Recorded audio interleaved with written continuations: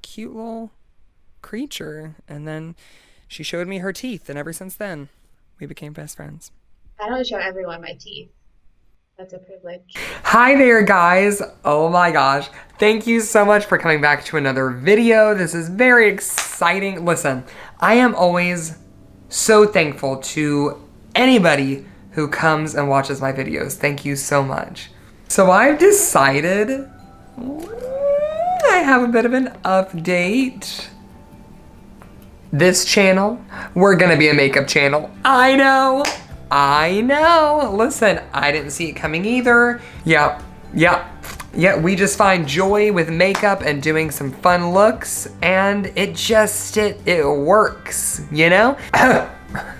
We are gonna go in with some e.l.f. hydrating primer, and we're gonna get right into it. Okay, listen, I gotta tell you, this whole video, oh wait, we have to do our daily affirmations.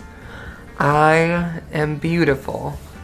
I am a winner. I may have drove that lady into a ditch, but she had it coming. So a couple videos back, you might have seen that I did a historical men's makeup episode on Egyptian makeup and how they might have worn it in the past. Yeah, I was very excited to move on to Roman and Greek makeup because from what I had seen, they had done the whole, it said they would do a bit of kohl liner, and they would also do, a little tint on the nails, which, okay, it said, and I've only seen it in like 2 places, but it said that men might have painted their nails with a concoction of pig's blood, and I wasn't about to start that. I mean, could you imagine? I'm like, okay guys, so today we're gonna slaughter a pig to make some nail polish. Nah, I'm a little too vegan for that one. For sure, multiple sources that said, actually,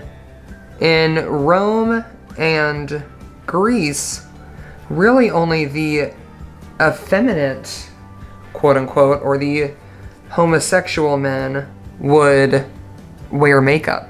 And it wasn't even kind of like we think. It was just mostly like either bleaching their hair or dyeing their hair, maybe some like powder to lighten their skin. Which, have you noticed that like the lighter skinned you are, the more tan you want your skin to be.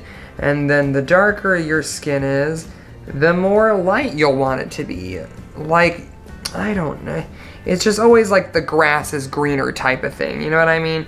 Like, if you have black or brown hair, you're gonna want blonde hair. If you have blonde hair, you're gonna want to dye it jet black. Can't we just be happy with what we have? That would be insane, wouldn't it? And that would be healthy. So yes, like I said, it was really only, I guess, the OG gays who were the ones that were turning out looks, because it seemed that nobody else, much like today's society, and by nobody else I mean men, were really looking to get all dolled up. So instead of just whitening my face and slaughtering a pig, I thought that instead we could take a bit more of a artistic approach. And I thought I could design a look and tell you one of my favorite myths from ancient Greek mythology. I know, aren't you excited? I took a liking towards many myths, but one of my favorites was always of Persephone and Hades. I don't really know why. So there are a couple different versions of what the Persephone and Hades legend is. So Hades was the third eldest brother with Zeus and Poseidon, and you might wonder, how did Hades become Lord of the Underworld? Well, he got it the same way that we all get things, which is by drawing straws, drawing lots. And, that's where you hold things in your hand and you pick one and you see what you got. So, Poseidon drew, and he was like, oh man, I got the ocean. Cool, I'll roll over the ocean. And Zeus drew, and he was like, oh man, cool, I get to roll over Olympus and the sky and all other gods. This is amazing. And Hades is like, oh yay, I got the Underworld. I get to take care of all the dead souls. Yay for me. I feel like he wasn't too happy about it at first, but eventually he kind of made his peace with it. Guys, I think I bought navy blue eyeliner. I don't know, this doesn't say black to me. This says very blue. So we have our little friend Hades. He's ruling over the Underworld, and you know, he's having a relatively okay time. Like I said, I think he eventually kind of makes his peace with it and is just like, you know what? If I gotta do it, I gotta do it. So then we have another character, and her name is Persephone. So Hades is in the Underworld, and you know, he kind of thinks to himself, man, you know, I guess it's okay down here, but I'm just a little lonely, and I don't know, hopefully I meet somebody. And you kind of gotta feel bad for the guy. I mean, he already has to deal with dead people, and as you can imagine, dead people might not be the most exciting of company. So then we meet somebody else. We meet our friend Persephone, and Persephone is the daughter of Demeter. Our friend Demeter, she's the goddess of the harvest, so she's giving us very fall cottagecore vibes. So yes, like I said, she has a daughter named Persephone, and Persephone, she's the goddess of spring. I know, spring, very exciting. I mean, Persephone is serving us definitely like the epitome of cottagecore. She's bringing us flowers, she's bringing us laurels, she's bringing us just the warmth, the excitement, the rebirth. One day Persephone is out just doing her thing, right? She's growing flowers, she's teaching animals how to mate, I don't know. So Persephone is like just enjoying her day, when all of a sudden she kind of starts to feel a rumble in the ground. And she's like, oh no, what's this rumbling? What's happening? Well, it could just be an earthquake, and I'm a goddess, so I'm fine. Well, that may not be entirely the case. See, because just as she thinks she's doing okay, just as she thinks she's doing fine, that's exactly when out of the ground, flames, hellfire, horses, bones just shoot out of the ground, and yeah, little does she know, it's Hades, Lord of the Underworld, and he pops out of the ground and he's like, you're coming with me. No, that's not how he sounds. He's like, I don't know, I imagine him to be like, you're coming with me. Ooh, yeah, ooh. Yeah, so he's like, you're coming with me. And she's like, oh no, this is not how I saw this morning going. So Hades, quite literally, with one arm, takes her and drags her to the Underworld. So Persephone, she finds herself in the Underworld. And Hades is like, look, girl, I kind of really have a thing for you. And so I think you're gonna stay here and we're gonna get like married. And she's like, I don't remember signing up for this, but I mean, what am I gonna do about it? I can't get out of here. Now it does say in some myths, you know, Persephone being the queen of spring and goddess of flowers, that Hades picked her petals, you know what I mean? Now, meanwhile, we start running into quite a different situation back up on Earth. Because as you might remember, Persephone's mom, Demeter, and Persephone are, they're pretty close. So Demeter is like, hey girl, it's me. Like, I think maybe we were gonna go out to eat or something. Let's head up to Caesar's palace. Or, I don't know, let's head to the Mediterranean, go get some lunch. And she remembers that her daughter was, you know, somewhere close by in some field, growing flowers or doing whatever she does. And as she pulls up, she's like, Persephone, I'm here. And as you well know, Persephone is nowhere to be found. Well, as you can imagine, Demeter starts kind of freaking out a little bit. You know, as some parents might. They're like, my child is missing. It's time to freak out. So she starts looking all over the place. She comes down to Earth. She's looking in each continent. So this goes on for quite some time, maybe a couple weeks. She can't find her, and naturally, she begins to get very sad, and as she is the queen, as she is the goddess of harvest, and she begins to kind of neglect a little bit of her duties, all the plants and all the crops start dying off. Demeter really just begins to weep and mourn because she doesn't think she's gonna get her daughter back. So she goes down to Earth as a mortal, disguised as a mortal, and she starts telling all the trees to stop bearing fruit and all of the plants to stop growing. And she's like, look, if I'm not gonna be happy, then no one's gonna be happy.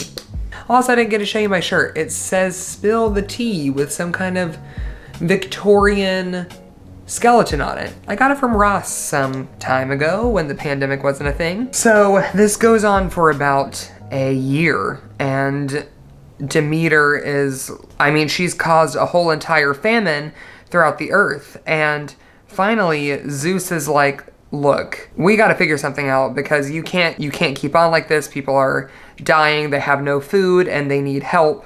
We're gonna find your daughter. Word gets around that we know where Persephone is. Well, as we know, she's with Hades. I guess gods and goddesses get hungry, and so she decides to eat just a little something. She knows that she probably shouldn't, and she really doesn't want to be here, but she's like, I really just would love just a little something. So she finds a pomegranate, and she opens it up, and she eats one aril, which is one pomegranate seed, or she either eats one or like 3 or 4. It kind of depends on the story. Well, word gets around to Zeus back up on Olympus. We might know where Persephone is, they say. She's in the Underworld.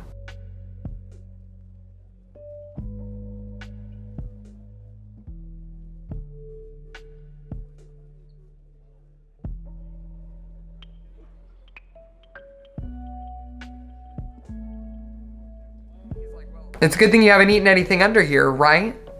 And she's like, oh, I kind of ate a pomegranate seed. And he's like, a pomegranate seed? Oh no. So he flies back up to Zeus on Mount Olympus, and he's like, look, she ate a pomegranate seed. And he's like, gosh darn it. He tells Demeter, look, I'd love to bring your daughter home, but unfortunately, once you eat food from the underworld, you have to stay there. And Hades wasn't too upset about it, right? But in this version of the story, Persephone is like, I just wanted to go home, and I just ate like a couple pomegranate seeds, that's it.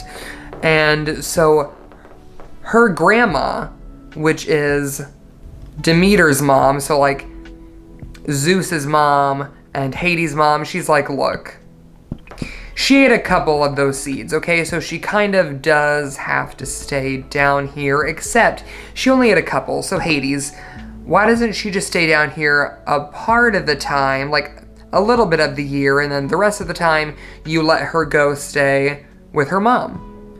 And he's like, I guess that sounds fair. So that's kind of really what happens. She, for a certain part of the year, she has to go live in the underworld as queen of the underworld. This whole myth explains why we have seasons, because when Persephone is living in the underworld with her husband Hades, Demeter is sad and grieves her daughter, and spring is gone, so we have winter. But when Persephone gets to leave and she gets to go hang out with her mom, then that means we get to have summer and spring and the warmth and the fruit. And that's really kind of how that story ends. And I mean, it continues on into today. So I thought this was kind of an appropriate look for winter turning into spring. But there is other versions of this story. The other story goes that Hades and Persephone, they were kind of already really liking each other. They found each other cute and it was a consensual relationship. And so she goes down into the underworld without telling her mom because, you know, her mom's gonna flip out if she finds out that she's with, I mean, one of the most hated gods, Hades. Same kind of thing, we get all the famine, and then finally Persephone kind of pleads her case and says, look, I really love Hades, so like, at least let me stay down here some of the time, and we're going to get married. And that's how that story goes instead. So yeah, guys, this is kind of my Hades, Underworld, and Persephone look. Well, hey, thanks for sticking around to the end of the video. I really appreciate you guys watching my videos. It really does mean so much to me, and I know I said that earlier, but it really does. Don't forget about the podcast that me and my best friend are doing called Hold Me, I'm Scared. Check it out on Apple Podcasts, Spotify, wherever you can find podcasts, really. I upload videos every single Friday, so make sure to hit the subscribe button and maybe even that little tiny bell so that you never miss a video of mine, and it'll always send my videos straight to your phone so you don't have to search for them. Is anybody else really ready for winter to go and spring to pop up? Because I am. Honestly though, Hades can whisk me away. I'm okay with that. So this is how we say goodbye. I'm going to blow you a kiss and you have to catch it. I don't care who you are, I don't care what you're doing. It can be big, it can be small. You just have to catch it, okay? Here we go. Get it? Get it? Get it, get it, get my kiss. All right, so now you blow it back to me and I promise I will catch them all. Go. Oh, oh, oh, oh. Oh, you guys are really... Until next Friday, have good nights, good days at school, good days at work, or good days at home. Love you.